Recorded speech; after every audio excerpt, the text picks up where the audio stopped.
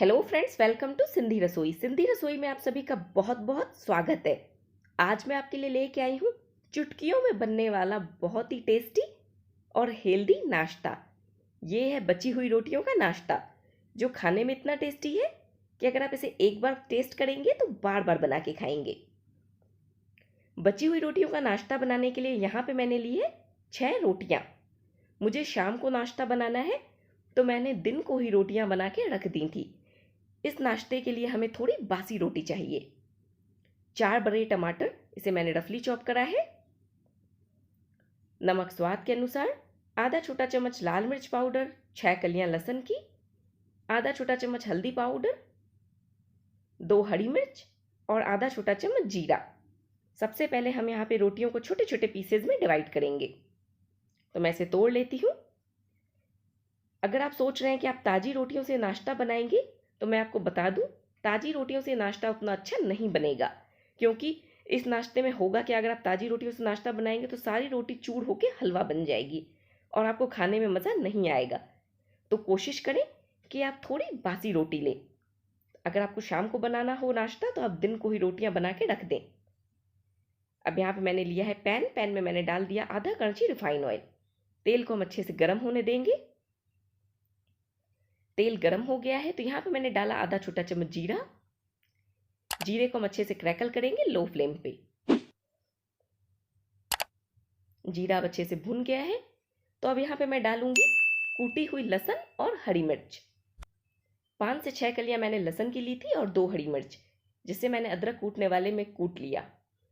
अब हमें यहाँ पे लहसुन को अच्छे से लाल करना है और फ्लेम मैंने रखी है लो।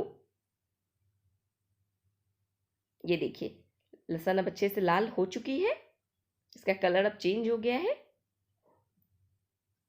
इसी तरीके से आपको भी लहसुन को बिल्कुल अच्छे से लाल करना है। अगर लहसुन कच्ची होगी तो भी इसमें मज़ा नहीं आएगा। तो जैसे ही लहसुन हो गई लाल, मैंने यहाँ पे डाल दिए कटे हुए टमाटर। 4 मीडियम साइज के मैंने टमाटर लिए थे।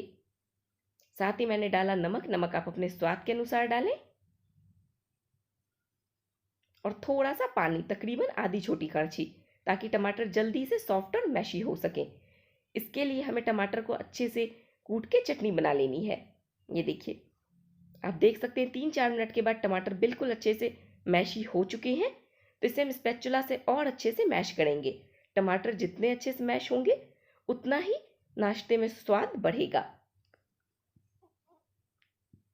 टमाटर मैश हो गए तो यहाँ पे मैंने डाल दिया ये रोटियों के टुकड़े और इसे अच्छे से मिक्स करेंगे ताकि मसाले की कोटिंग इसके ऊपर हो जाए।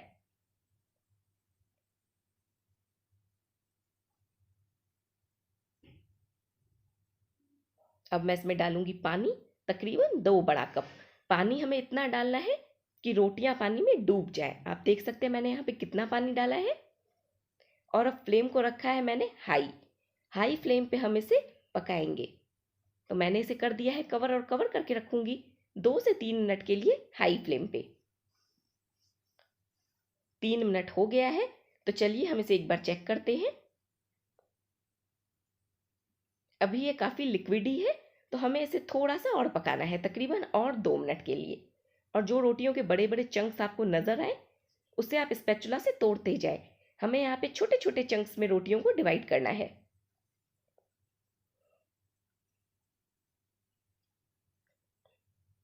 बिल्कुल छोटे छोटे पीसेज में जब रोटी डिवाइड हो जाएगी, तो खाने में काफ़ी टेस्टी लगेगी।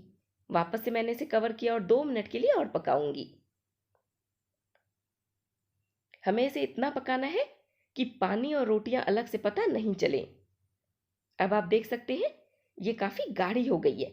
ऐसा लग रहा है कि यहाँ पे कोई दाल है।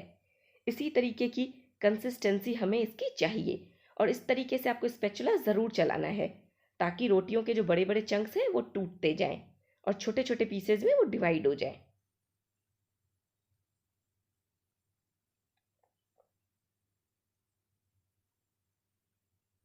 ये देखिए, 2 से 3 मिनट और पकाने के बाद आप देख सकते हैं इसका कलर भी चेंज होकर ब्राइट रेड हो गया है और इसमें काफ़ी थिकनेस भी आ गई है। रोटी और पानी अलग से पता नहीं चल रहा है। सब कुछ आपस में मिक्सअप हो गया है और इसमें बाइंडिंग भी आ गई है। और ये ऐसा लग रहा है कि कोई सेमी लिक्विडी चीज़ है। तो इसी तरीके की कंसिस्टेंसी, परफेक्ट कंसिस्टेंसी है इस रेसिपी की। ये देखिए, मैं आपको उठा के दिखाती हूँ। ये देखिए, रोटी और पानी अलग से पता नहीं चले, पानी इतना गाढ़ा हो जाए कि वो रोटियों के साथ मिक्स हो जाए। इस टाइम पे आपको फ्लेम को कर देना है ऑफ, और मैंने इसे हाई फ्लेम पे ही पकाया। पानी डालने के बाद आपको इसे लो फ्लेम पे नहीं पकाना है। अब मैं फ्लेम को ऑफ कर देती हूँ और चलिए आपको दिखाती हूँ इसे सर्व करके। दोस्तों, अभी मेरे पास हरा धनिया नहीं है। अगर आपके पास हरा धनिया हो तो आप इस पर थोड़ा सा बारीक कटा हरा धनिया डालें, उससे इसका स्वाद और भी ज़्यादा बढ़ जाएगा। इसे आप गर्मा गर्म परोसे दोस्तों, क्योंकि ठंडा होने के बाद ये अच्छा नहीं लगेगा। गरम गरम में जब आप इसे खाएंगे तो इसका स्वाद काफ़ी ज़्यादा ज़बरदस्त आता है। तो एक बार आप ये रेसिपी ट्राई ज़रूर करें, और रेसिपी पसंद आए तो प्लीज़ चैनल को सब्सक्राइब करें, वीडियो को लाइक करें। मिलते हैं नेक्स्ट रेसिपी के साथ, तब तक